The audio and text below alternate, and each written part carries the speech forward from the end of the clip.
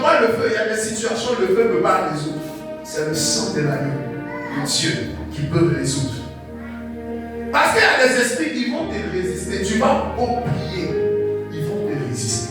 Et qu'ils vont voir le sang, ils vont prendre la fuite. Parce que dans le monde des esprits, c'est le sang qui est utilisé comme moyen de change.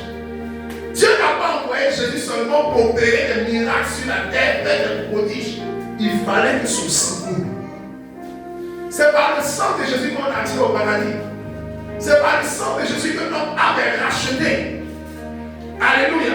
C'est par le sang de Jésus que nous sommes sauvés. Ce n'est pas par les miracles qu'il a fait, c'est par son sang qui a coulé à la croix. Alléluia. Donc il y a des moments où tu dois savoir à chaque étape de ta vie quelle arme utiliser. Il y a des prières, c'est bon de libérer le feu. Mais je vous dis, le feu est limité. Il y a des esprits. Tant que le sang n'intervient pas, nous ne jouons pas. Dieu a parlé de la 10e plaie à Moïse. Il a dit quoi? J'envoie un ange de mort qui arrive. Qu'est-ce qui pouvait empêcher cet esprit de mort? C'était le sang. Est-ce que quelqu'un comprend ce que je suis en train de dire? La seule chose qui pouvait empêcher à cet esprit de mort de toucher à une maison, c'était le sang.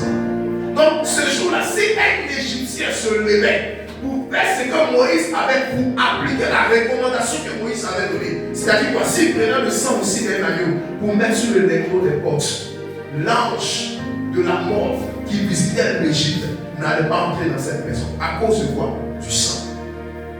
Parce que le sang, ça enlève les blocages. Le sang, ça brise des barrières.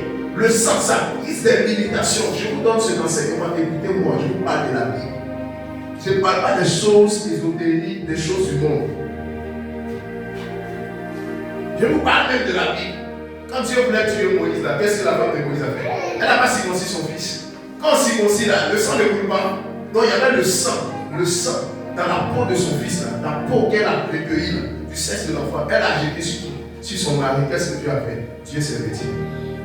Alléluia. Les gens ne connaissent pas la puissance qui se trouve dans le sang. Dieu s'est retiré pendant qu'il s'apprêtait à tuer Moïse. Quand la femme a jeté la peau, quand ça a touché Moïse, elle a dit quoi? Dieu, pour moi, une époux de sang. Dieu a levé pour lui dedans. Avant où il y a sang, on ne joue pas avec. Donc si Jésus le fait, c'est par son sang. Rien n'allait se produire. Souvent on libère le feu, on pense que le feu peut faire plus ça. Écoutez-moi très bien.